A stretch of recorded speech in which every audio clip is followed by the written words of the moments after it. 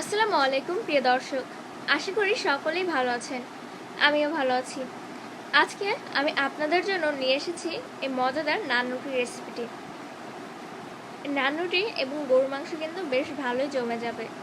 তো আজকের এই রেসিপিটি বানানো কিন্তু খুবই সহজ এবং আমি আজকে এই নান রুটিটি চুলোয় বানিয়েছি।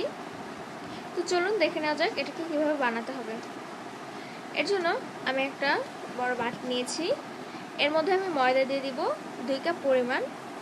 আপনারা চাইলে আটাও দিতে পারেন, যে কোনো একটা দেওয়া যাবে। তো এখানে আমি ময়দাটা ইউজ করেছি। তো ময়দাটা দিয়ে তারপর আমি লবণ দিয়ে দিব স্বাদ মতন,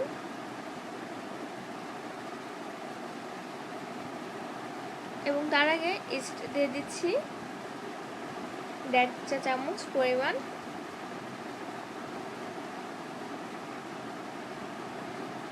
এবং এখন আমি এটার মধ্যে লবণ দিয়ে দিব স্বাদ অনুযায়ী।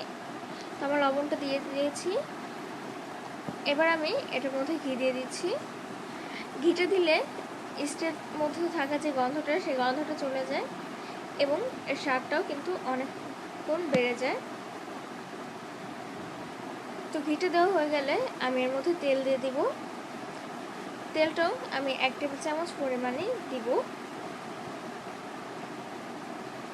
তো এখানে আমি তেলটা দিয়ে দিচ্ছি। তেলটা দেওয়া হয়ে গেলে তারপর এটাকে ভালো করে একবার মিশিয়ে নিব পানিটা দেওয়ার আগেই। তো এটা ভালো করে মিশিয়ে নেওয়া হয়ে গেলে আমি এর মধ্যে পানি দিয়ে দিব। তো আমার কিন্তু মিশিয়ে প্রায় শেষ। এখন আমি এর মধ্যে পানি দিয়ে দিচ্ছি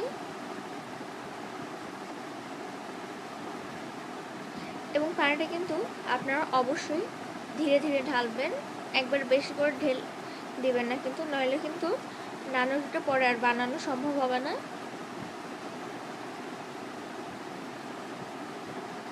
তো আমি এরকম করে অল্প অল্প করে পানি দিয়ে এটাকে ভালো করে মিক্স করে নিচ্ছি।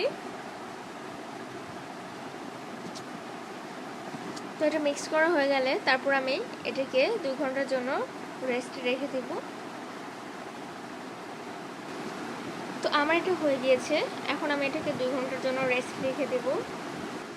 তো 2 ঘন্টা পর আমি এটা খুলে দেখছি যে এটা একদম ফুলে ডাবল হয়ে উঠেছে। এখন আমি এটাকে ভালো করে মুথে নিব এবং মুথে নেওয়ার পূর্বে অবশ্যই হাতটা একটু ভালো করে তেল দিয়ে মাখিয়ে নেবেন, নাহলে কিন্তু হাতে আটাটা লেগে যাবে। তারপর আমি এটা ভালো করে মুথে নেওয়া হয়ে গেলে এটা ভাগ করে বেলে নিব।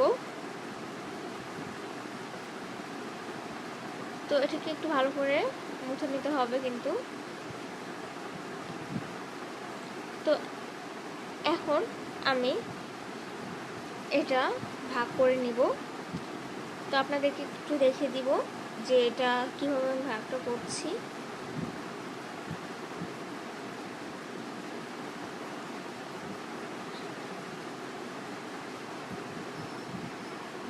তো এখন আমি এটাকে কিন্তু এরকম করে চ্যাপটা বানিয়ে দিব। আপনাদেরকে দেখাচ্ছি এই যে ঠিক এরকম। তারপর আমি ভাগ করে নিয়েছি।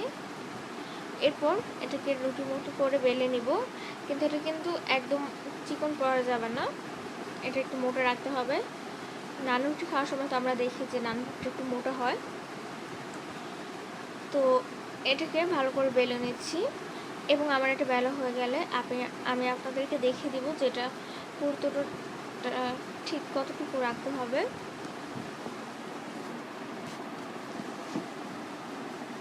তো এখন আমার এটা বেলা হয়ে গিয়েছে। তো এটা দেখুন এরকম কিন্তু পুরোটা রাখতে হবে।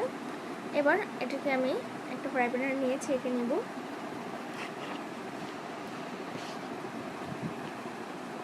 তো এখন আমি চুলো একটা ফ্রাই প্যান বসিয়ে এই রুটিটাকে নিয়ে নিয়েছি এবং আমার এটা 1 সাইড কিন্তু হয়ে গিয়েছে। আর এটা 30 সেকেন্ড পর পর উল্টিয়ে দিবেন, এতে করে রুটিটা ভালো করে ফুলবে। তো আমার 1 সাইড আমি উল্টে দিয়েছি, আর 1 সাইড এখন উল্টে দিচ্ছি। তো দেখুন এটা কিন্তু ফুলে উঠেছে অনেকটা, আপনারা হয়তো দেখতেই পাচ্ছেন। তো এটিকে আমি একটু চাপ দিয়ে দিব, এতে করে এটা আরও ভালো করে ফুলে উঠবে।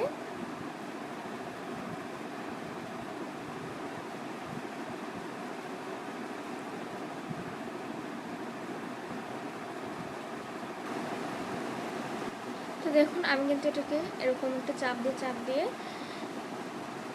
নিচ্ছি, এতে করে এটা সুন্দর করে আরও ফুলে উঠবে। তো এর মাঝখানে কিন্তু আমি একবার এটাকে উল্টে দিয়েছিলাম, আপনারা অবশ্যই 30 সেকেন্ড পর পর উল্টাবেন।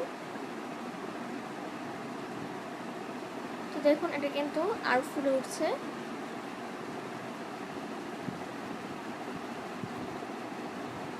আর আপনাদের যদি আমার চ্যানেলটি ভালো লাগে তাহলে অবশ্যই সাবস্ক্রাইব করবেন। তো দেখুন এটা কিন্তু একদম ফুলে গিয়েছে, আর আমার এটা কিন্তু প্রায় হয়ে গেছে। এখন আমি এটা নামিয়ে নিব।